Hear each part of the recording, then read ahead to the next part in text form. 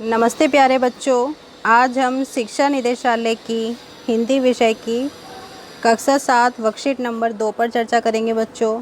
तो वर्कशीट को स्टार्ट करने से पहले सबसे पहले आप इस जगह पर अपना नाम लिखेंगे और अपने क्लास टीचर का नाम लिख देंगे। तो बच्चों इसको हम पढ़ना स्टार्ट करते हैं। प्यारे बच्चों, आज हम श्री हरिवंश राय बच्चन जी द्वारा रचित कविता आ रही रवि की सवारी को समझेंगे। तो यहाँ पर जो कविता दी गई है उसके लेखक कौन है, कवि कौन है, उसको लिखने वाले वो हैं श्री हरिवंश राय बच्चन, और उनकी कविता का नाम है आ रही रवि की सवारी। रवि बोला जाता है बच्चों सूर्य को, सूर्य का पर्यायवाची है रवि। तो यहाँ पर सूर्य जब सुबह में निकलता है तो किस प्रकार का वातावरण हो जाता है, इस कविता के माध्यम से बताया गया है। तो चलिए अब हम इसको पढ़ना शुरू करते हैं।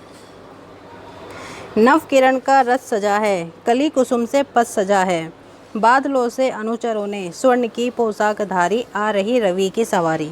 तो जैसे ही सूरज आया है तो ऐसा लग रहा है कि वो अपने रथ पर सवार आ रहा है, और रथ उसका किससे सजा हुआ है, नई किरणों से सजा हुआ है।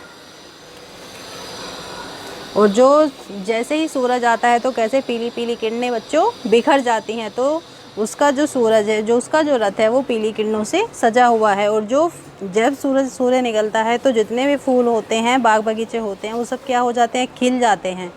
तो ऐसा लग रहा है कि जो उसका जो रास्ता है वो फूलों से सज गया है। बादलों से अनुचरों ने स्वर्ण की पोशाक धारी। बादलों को क्या बोला गया, यहाँ पे अनुचर बोला गया। अनुचर होते हैं बच्चों सेवक, यानी कि नौकर।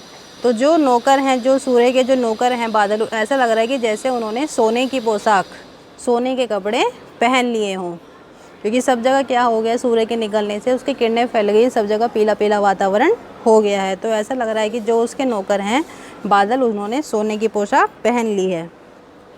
आगे हम पढ़ते हैं। विहक बंदी और चारण गा रहे हैं कीर्ति गायन। विहक बोला जाता है पक्षियों को, जो पक्षी जो रात भर से बंदी थे, अंधेरा होने के कारण वो कोई निकल नहीं पाते, उड़ नहीं पाते, जो रात भर से बंदी। तो ऐसा लग रहा है कि वो सब क्या गा रहे हैं, कीर्ति गायन गा रहे हैं, उसके स्वागत में गाना गा रहे हैं सूर्य के। छोड़कर मैदान भागी तारकों की फौज सारी। सूर्य के आने से जो रात भर से जो अंधेरा छाया हुआ था, जो तारे निकले हुए थे, वो क्या हो गए, ऐसा लग रहा है जैसे वो मैदान छोड़ करके भाग रहे हों। आ रही रवि की सवारी, चाहता उछलूं विजय कह, पर ठिठकता देख कर यह, रात का राजा खड़ा है राह में बनकर भिखारी, आ रही रवि की सवारी। लेखक कहता है कि सूर्य, ऐसा मैं गाना चाहता हूँ, कहना चाहता हूँ कि ये क्या है, ये सूर्य की विजय है, लेकिन मैं ठिठक जाता हूँ देख करके कि रात का राजा है। रात का राजा कौन, चंद्रमा, भिखारी बन के खड़ा हो, क्योंकि क्या हो गया, सूर्य के आने से रात का जो साम्राज्य है वो ख़त्म हो गया है। अब कहीं भी अंधेरा नहीं रहा है, अंधेरा बिल्कुल समाप्त हो गया। तो ऐसा लग रहा है कि जो रात का राजा है वो भिखारी बन कर के खड़ा हुआ है, आ रही रवि की सवारी। तो बच्चों अब साथ में ये हमने कविता समझ ली है। अब जिसमें दिया गया है इसका भावार्थ, इसको भी हम एक बार पढ़ लेते हैं। इस कविता में कवि ने सूर्योदय का वर्णन किया है और सूर्य को राजा के रूप में प्रस्तुत किया है। कवि कहता है कि सूर्य रूपी राजा की सवारी आ रही है, उसका रथ सुबह की किरणों से सजा है, रास्ता बाग बगीचों की कलियों और फूलों से सजाया गया है। प्रातःकाल की सूर्य की किरणें बादलों को सोने के रंग में रंग देती हैं। ऐसा लगता है जैसे बादल सूर्य के सेवक हैं और सोने की सुनहरी पोशाक पहने हैं।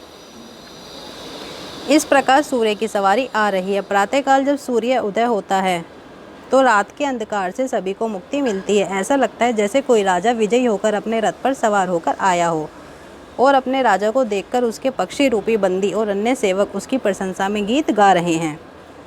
सूर्य अचानक चंद्रमा की दशा देखकर ठिठक जाता है कि रात का राजा चंद्रमा रास्ते में भिखारी बनकर खड़ा है, अर्थात परिवर्तन संसार का अटल सत्य है।